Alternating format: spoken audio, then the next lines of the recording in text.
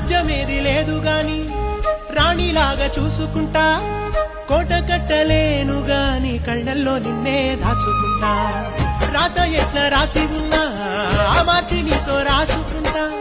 స్వర్గమంటూ ఉన్నదంటే అది నీతోనే ప్రతిరోజు పంచుకుంటా.